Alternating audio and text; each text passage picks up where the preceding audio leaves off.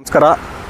ಏನು ಇವತ್ತಿನ ದಿವಸ ಈಗ ಮಾತಾಡ್ತಕ್ಕಂಥ ವಿಷಯ ಅಂತ ಹೇಳಿದ್ರೆ, ಏನು ನಮ್ಮ ಕೋಲಾರ ಜಿಲ್ಲೆ ಅಂತ ಹೇಳಿದ್ರೆ ಆಲ್ಮೋಸ್ಟ್ ಎಲ್ಲ ತಾಲೂಕುಗಳಲ್ಲೂ ಸಹ ಈ ಭ್ರಷ್ಟಾಚಾರ ಅಂತಕ್ಕಂಥ ಮಾರಣಾಂತಿಕ ಪಿಡುಗು ತಾಂಡವಾಡ್ತಾ ಇದೆ.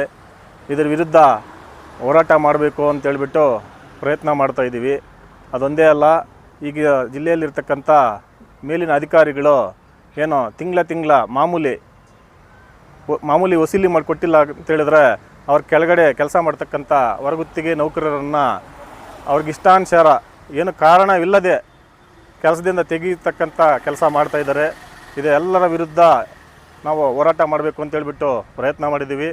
ಅದೇ ಪ್ರಕಾರ ಈ ಒಂದು ಹೋರಾಟಕ್ಕೆ ನಮ್ಮ ಕರ್ನಾಟಕ ರಾಜ್ಯದ KRS ಪಕ್ಷದ ಸಂಸ್ಥಾಪಕರಾದಂತಹ ಶ್ರೀಮಾನ್ ಶ್ರೀ ರವಿಕೃಷ್ಣ ರೆಡ್ಡಿ ಅವರು ಆಗಮಿಸ್ತಾ ಇದ್ದಾರೆ. ಅದೇ ಥರ ನಮ್ಮ ಕೋಲಾರ ಜಿಲ್ಲೆಯಲ್ಲಿರ್ತಕ್ಕಂಥ ಜಿಲ್ಲಾಧ್ಯಕ್ಷರು, ತಾಲೂಕಿನ ಎಲ್ಲ ಪದಾಧಿಕಾರಿಗಳು ಈ ಒಂದು ಕಾರ್ಯಕ್ರಮಕ್ಕೆ ಆಗಮಿಸ್ತಾ ಇದ್ದಾರೆ. ಮತ್ತು ರಾಜ್ಯದ ಹೊರಗುತ್ತಿಗೆ ನೌಕರರ ರಾಜ್ಯಾಧ್ಯಕ್ಷರಾಗಿರ್ತಕ್ಕಂಥ ಶ್ರೀಮತಿ ಶ್ರೀ ರುದ್ರಮ್ಮ ಶಿವಮೊಗ್ಗರವರು ಆಗಮಿಸ್ತಾ ಇದ್ದಾರೆ.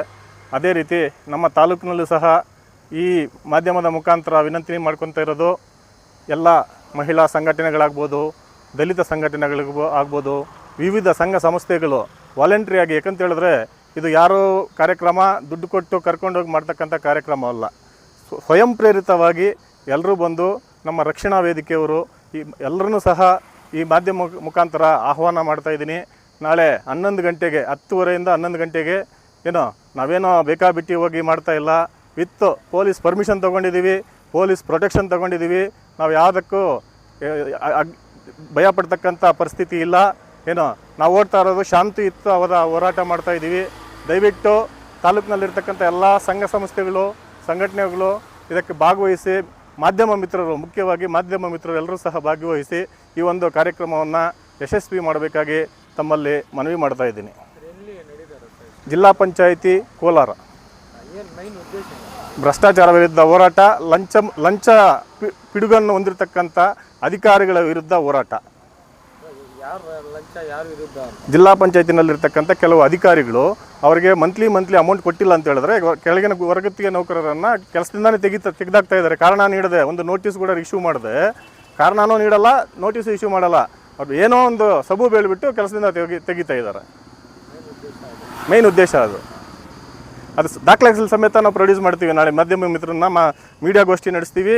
ರಾಜ್ಯ ಮಟ್ಟದಲ್ಲಿರ್ತಕ್ಕಂಥ ಚಾನಲ್ಗಳನ್ನು ಕರೆಸಿ ದಾಖಲೆಗಳಿದೆ, ವಿಡಿಯೋ ಕ್ಲಿಪ್ಪುಗಳಿದೆ, ದಾಖಲೆಗಳಿದೆ, ಫೋನ್ಪೇ ಡೀಟೇಲ್ಸ್ ಇದೆ, ಎಲ್ಲನೂ ಸಮೇತ ಭ್ರಷ್ಟಾಚಾರ ಏನು ಇವರೆಲ್ಲ ಮಾಡ್ತಾಯಿದ್ದಾರೆ, ಇದ್ರ ದೊಡ್ಡ ಹೋರಾಟ ಮಾಡ್ತಾಯಿದ್ದೀವಿ. ಮುಂದಿನ ದಿನಗಳಲ್ಲಿ ಇದೇ ತಾಲೂಕ್ ಪಂಚಾಯತಿ ಮುಂದೆನೂ ಸಹ